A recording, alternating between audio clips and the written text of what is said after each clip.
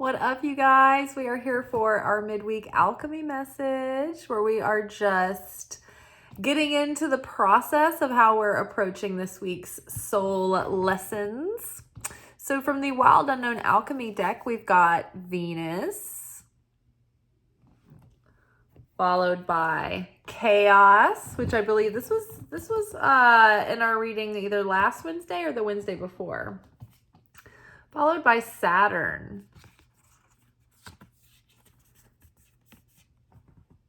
While I've got these here, it's interesting that we've got Venus here, which is all about beauty, love, security, and it's like there's this spectrum of technicolor here.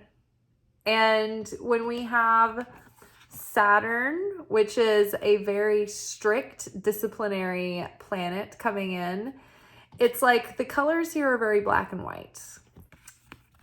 The Chaos card, the colors are very black and white. The card of essentially more fulfillment has got an array of shades and color. So interesting. Underneath Venus, we have Four of Wands. Love to see that there. Underneath Chaos, we've got the Hanged Man.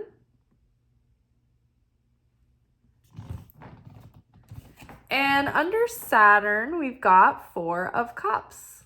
Four of Cups has also been coming out a lot recently. It's like, what are we in the summer of our discontent? Okay, so Venus, Saturn, and Jupiter had come out in our Monday message. So these planets, so I would say Jupiter, Saturn, Uranus, Pluto, Mars, Venus, Mercury, they're all like very prominent and active this week. They're very like face forward in like our experiences. And so there's so much going on up in the air that no wonder there's a bit of chaos in the middle of it all, right? In fact, there could be a little bit, like globally speaking, maybe some chaos at the end of the week, Thursday or Friday. I know that there's, or at least I heard that there's hurricanes hitting. So that could be, you know, throwing a little bit of warning in that direction. It could have to do with other global events. Many times our readings do talk about global events that are taking place. It's just that my focus is like honed in more on how this affects us on an individual level. But I did notice that when it came out earlier. And I also noticed that like the Four of Cups card, like really, it actually like literally mentions rainy weather. So we could be getting some stormy weather through the week, maybe not, but it could be like just energetic stormy weather. So lots of aspects going on with Venus and Saturn right now, and Jupiter was making an appearance through the week. And I think this is a continuation of the theme of Monday, where the main lesson was telling us that the more that we invest in our inner work, the more that we give ourselves over in self-sacrifice, then the more that we are offering the heavens to transmute into miracles, right? That's what we're basically giving over for that expansion, that expansive influence of Jupiter to affect. So Jupiter can expand the blessings coming through the more material that we give Jupiter in the form of our sacrificed lower self and ego and fear and insecurity, lack, doubt, greed, what have you. So we have Venus with the Four of Wands here. There is great potential in this, like we're rounding out the end of the year. We've been talking a lot about how for the last 15 years, Pluto was retrograde in Saturn. And so that was creating pretty intense transformation and discipline and educational, like soulful lessons in our life. So Saturn has been quite strict, and that cycle is wrapping up. And so it's ending that 15-year cycle right about the time that we are launching into this new timeline, this new big, huge new cycle in our lives. At the end of the year is when Pluto will go into Aquarius. Pluto was in Capricorn at the beginning of the year and then moved into Aquarius for a little while, giving us a kind of a preview of maybe what was to come or preparing the way for what was to come. But now Pluto has dipped back into Capricorn so that we could take a step away from all of those lessons over the last 15 years, catch our breath, get our mind on something else. And now Pluto has dipped back into Capricorn for 2 more months so we can really reflect and go deep and really get to the root of all of what was the central theme? What did we take away from those 15 years? Have you ever been studying for something for days and days and days, and then you're just I feel like none of the information is sinking in. I just don't know if I'm remembering anything. Your brain's just kind of overwhelmed. And then you take a break and you put the work down for a day or two or a couple of days. And then when you come back to it, it's everything makes more sense and it's all much more clear and the information is sticking with you. It's it had time to integrate and settle in. And so that's the same kind of thing that's happening now. So right now, we have the Hanged Man here. This is our moment to really adjust our perspective about how we're perceiving life. And depending on our perspective, that's going to be the difference between this Hanged Man. Our perspective is going to make the difference between whether we have harmony and fulfillment with the 4 of Wands or whether we're unsatisfied and we're unhappy and unfulfilled. So as we're thinking back on all of those lessons from Saturn, it's we're seeing clearly. It's almost I have to hold all of these cards at once, really, is the message. So it's we're looking back at how we're realizing how our patterns and our mindset and our perceptions, the way that we thought about life and the way that we approached life, we can see how those patterns and those beliefs have left us dissatisfied and unfulfilled, right? We can see how our negative behavior and our reactive behavior led to chaos, right? Chaos is here with the Hanged Man. So if we are wanting to build affinity with the light of the Creator, and we're wanting to adopt the consciousness of the Creator, then we are going to be in a cause state of consciousness rather than an effect state of consciousness. We're going to be solid in our certainty rather than reactive to life, right? So when life presents us with situations that are overwhelming, scary, tempting, what have you, and we take action, we start ruminating in our mind, and we're already starting to be reactive. That's already reactive behavior. It's already reactive patterning. And then from those, worked up thoughts, we get worked up feelings. And from those worked up feelings, we lose touch with our judgment. And then we take an action or we say something in reactive behavior. We're trying to control the situation. We're trying to fix it. We're trying to get instant gratification, instant results here. Well, that reactive behavior leads to chaos and judgment. Judgment is what happens as a result of the chaos so that we can rebalance the scales to turn that darkness into light, right? We have to correct for those mistakes. We have to correct for that wrong thinking, that wrongdoing.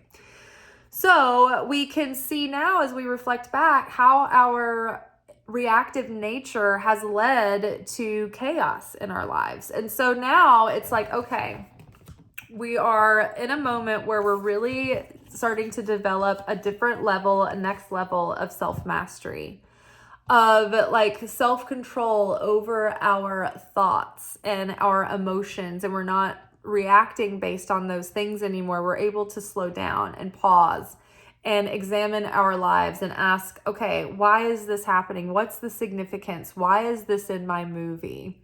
What do I actually want to do about it? How do I want to show up in this moment? How do I want to proactively choose to show up? Not just in a reactive default setting of, that lacks sovereignty. When we're reactive and we just take an action, we're not choosing with free will at that point. We're not owning ourselves. We're not owning our thoughts. It's like we are a slave to our thoughts at that point. We're out of control. So we're learning how to actually facilitate and create harmony in our lives. So there can be right now a huge positive boost, I think, to our love and our money, things that Venus rules over. And also like an element of like beautifying our environment and increasing our sense of stability and fulfillment and security right now. So I love this. I love Venus with the Four of Wands. The Four of Wands is about harmony and fulfillment and peace. It's like a season of prosperity and happiness. Sometimes this card depicts like a wedding, something to celebrate, something that's the beginning of a long-term happiness. So this is often thought of as the marriage card. So we have like harmony possible for this next phase. It's like we've gone through a lot of the chaos and we've gone through the judgment to correct the chaos and correct our thinking and correct our mindset and correct our consciousness so that now hopefully we can be planting different seeds. So when we create and manifest, we are creating from the seed level of the consciousness from which we started the action. So if we take an action based in a consciousness of faith and belief and certainty in the creator that things are going to be okay, or if we are taking an action or planting a seed based on thoughts and feelings of I want to share, I want to do something good for others, I want to contribute good to the world, I want to it's if you come from a place of sharing, then that is in the seed of what you're creating, and that thing will be blessed. If you start taking actions from panic, fear, stress, anxiety, lack, insecurity, then those seeds will have chaos in them. And like the situation will be like just mired in chaos, and there will be discomfort in that situation as it plays out, and maybe judgment worked in and chaotic energy and events that might transpire around it. So it's really important to maintain and cultivate our consciousness. And that's why we're being given a moment here, like the last couple of months of the year, to sit, hang out, chill, slow down, think, get centered, and get a hold of our perspective and choose that perspective with intention and really purify that and clean it up. Now, Saturn is here to say, like, look, this is a great opportunity to change your ways. And if you change your ways, and if you do the work, and if you make those changes, and if you change your mindset, then you're more likely to be creating harmony and fulfillment in your life. But if you don't show up for the work and you ignore the lessons, then you're going to be left sitting here dissatisfied and unfulfilled. This person is like so preoccupied with their thoughts that they can't see that they have this bird behind them holding an umbrella over them, sheltering them from the storm. So they don't see the support and encouragement that they have. They don't see the resources that they have because they're kind of caught up in their own problems and their own misery and their own self-centered projections, right? So this is just causing more dissatisfaction and stagnancy and boredom, and it's like thwarting the potential that we have to fully express ourselves and have and fully become in this lifetime. So with Saturn, it's like Saturn is the disciplinary, and if you haven't been, like, that Saturn is like, what have you been doing? Like, are you using your life the way that you want? This is the one life. Like, this is a short life. It goes by fast. Are you using your time wisely?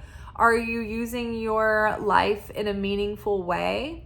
Are you showing up feeling fulfilled within your life? Or how are your days? Like, are your days, happy, or are they chaotic and sad? So Saturn is like, if you do the work here, I want to reward you. And Jupiter is here to reward you. But if you don't do the work, you're going to be stuck in cycles of chaos, and they are going to perpetuate. And you're going to continue to get dissatisfaction, and you're going to have a lack of fulfillment. All right. So Pluto will be going into Aquarius. And so that will be a whole nother mindset shift. It'll be just I think a lighter energy, a very like fun and quirky and inventive and revolutionary kind of energy coming at the end of the year, starting at the beginning of next year. And next year, actually, like all the planets move into a different sign. So, I mean, we are, as a human collective, starting into a big, huge new cycle next year, but so are all the planets too. So it's like we're all on time, we're all synchronized, we're all in this together. So that's why it's like, it's vital right now that we take the time to do the work that's going to set us up for fulfillment, that's going to set us up for success, that's going to set us up for peace and harmony. We need to be choosing things right now that add value to ourselves and to our lives, that bring us value. We need to be choosing things that are going to be fostering fulfillment and beauty and security and authenticity in our lives, right? Not perpetuating chaos.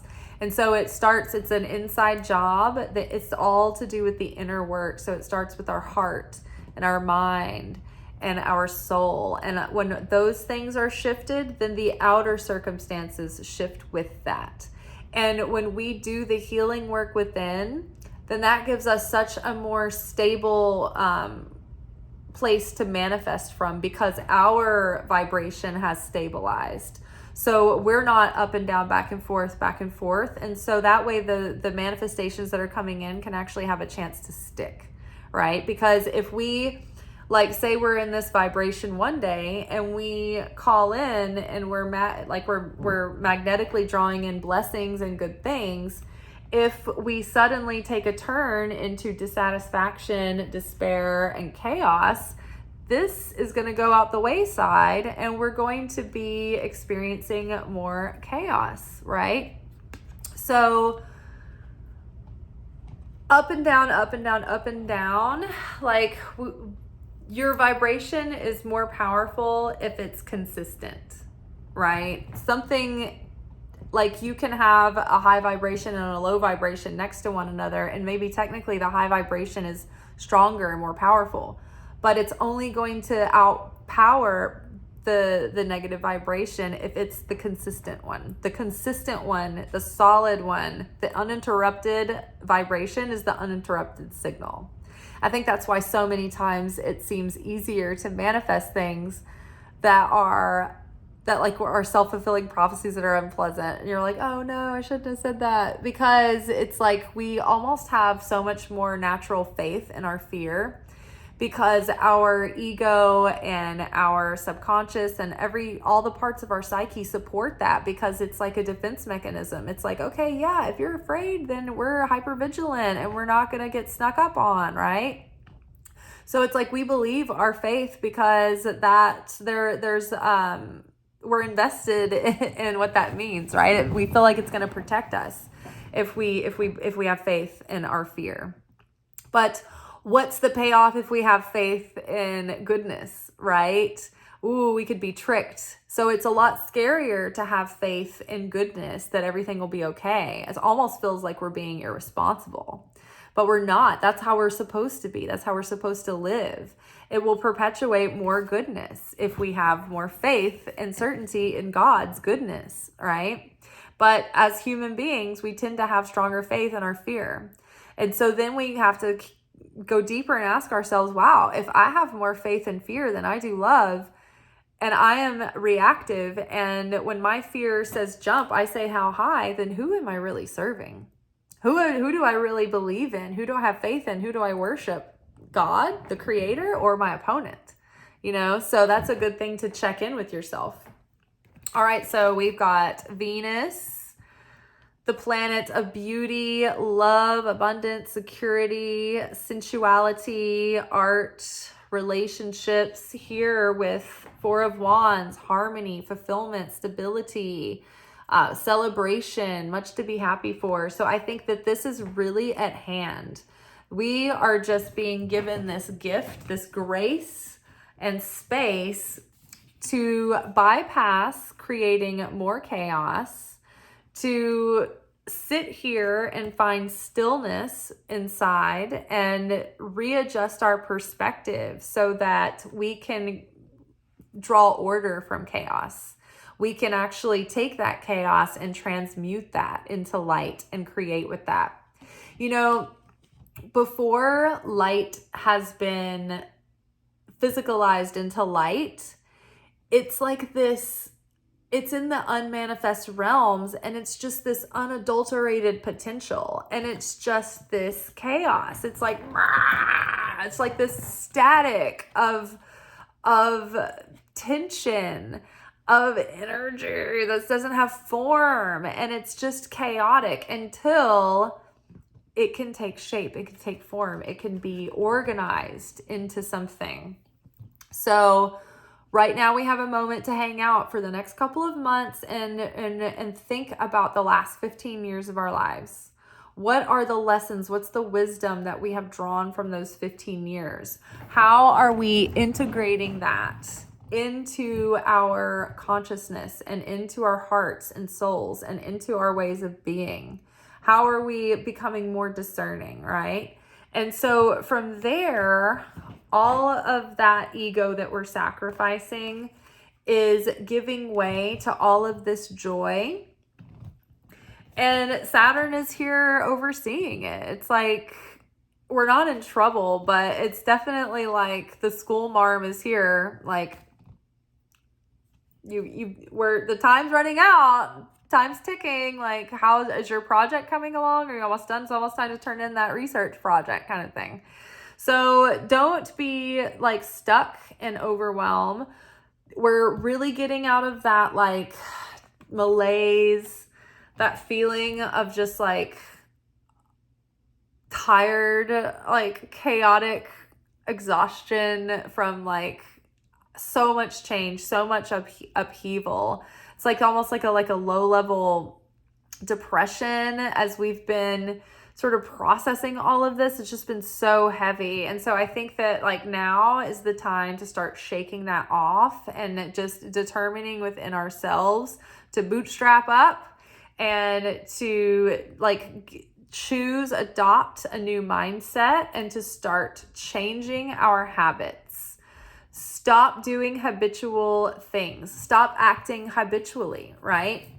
We are breaking habits right now. And not only are we breaking our habits and our patterns, we are learning to not fall into habits or to behave habitually. When you think about it, habits are like being on autopilot, on default setting, right? And we are becoming more and more intentional and more sovereign, right? We are claiming our free will. So we are seeing how we have been complacent and have just sort of gone with the habit or gone on autopilot. But I think now that we are seeing it more clearly, we're owning it. And now when we see those habits come up, we're like, I don't really want to robotically just like fall into a habit. I don't necessarily need to do this or do that right now. That's just a habit. That's just what I'm used to. I can break up the habit. I can break up the pattern. We're using our neuroplasticity to rewrite new beliefs and new patterns. And so now is the time to set yourself up. Okay, I don't want to take these habits into the new cycle. we're starting new chapters and new cycles, like big new cycles, but like with new chapters within the cycles, right? And so we want to start those off on a great foot, and we want to build our life going forward, not from the old ways that resulted in chaos and dissatisfaction, but we want to do things in a new way, in an elevated way, a more enlightened and transcendent way. So now take advantage of the time you can to think about your higher self, that version of you that has fulfilled your like greatest potential, that is living in that dream life that you can imagine for yourself. We are drawing light from that individual, and we are becoming that version of self. And so think about, reverse engineer that. What does that version of you eat? What does that version of you drink? What does that version of you not eat and drink? What time does that version of you go to bed? What time does that version of you get up in the morning? Does that version of you cook? Does that version of you smoke cigarettes? Does that version of you drink too many cups of coffee? Like, does that version of you check out and watch too many videos, right? That's been one thing that I've been catching myself doing is when I have started getting up earlier, but my mind is used to having like this certain amount of time to entertain itself and veg out. And so now it's like I'm unconsciously looking at the clock going like, oh, I have this amount of time before I'm usually doing that. And it's like, no, you have to train yourself to use that time wisely. It's like every part of us wants to just fall into a comfortable habit and pattern. And it takes so much more effort to see it, vote against it, and break it. But once we do, it'll be so much more worth it, because we've got this one life until we're reincarnated into another one, but we're never going to be this version of ourselves again. I'm never going to be Liz Taylor again, And when I think about that, I'm like, oh, I'm so much more on my side. So many times you're just like, oh, I feel so frustrated. I feel like a misfit. But you're like, no, really appreciate yourself, because this is the one chance in this life that you get to be this version of you. And this is the one chance in this life that you get to explore this potential that you have with all of your unique facets and mindsets and experiences and beliefs and feelings and ideas. And so we don't want to waste that chance.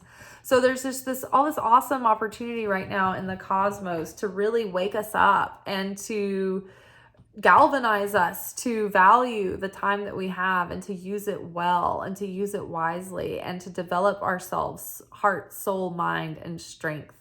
And I think that we're really making a turn in the realm of self-mastery. I think we're doing really well. And I think that now is just like, it's all about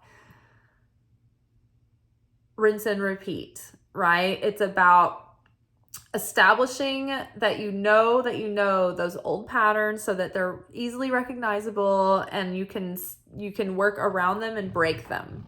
At the same time, we are like adopting new mindsets and like reinforcing those new beliefs and practicing those new behaviors and practicing that.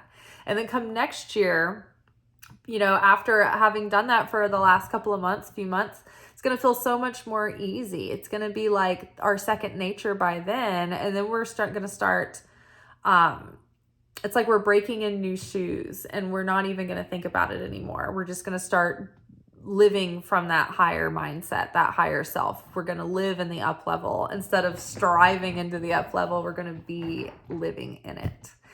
Well, all right, that's all I've got to say for tonight, you guys. Tomorrow is Thirsty Thursday. We will be here for our weekly romance oracle and tarot reading. And until then, I will catch y'all later. I hope you have a good night, good day, good morning. And you can catch me on Instagram or TikTok or here for my shorts, daily shorts. You can see the full short, which is usually like 2 to 5 minutes on TikTok.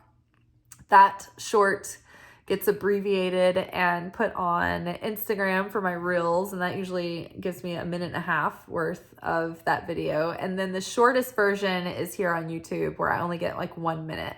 So if you guys are like, oh, these are great snippets, but you get cut off, you can find me on TikTok. And I'm Liz_Taylor_Magick on both Instagram and TikTok. And then on Instagram on Monday, Wednesday, Friday in the middle of the day, that's where you can access these readings before you see the video. So you can get a head start on the message if you want to follow me on Instagram and watch out midday on like Monday, Wednesday, Friday for our main messages. And then we come back here in the videos and discuss them more in depth. All right, y'all, take care. I'll see you tomorrow. Peace.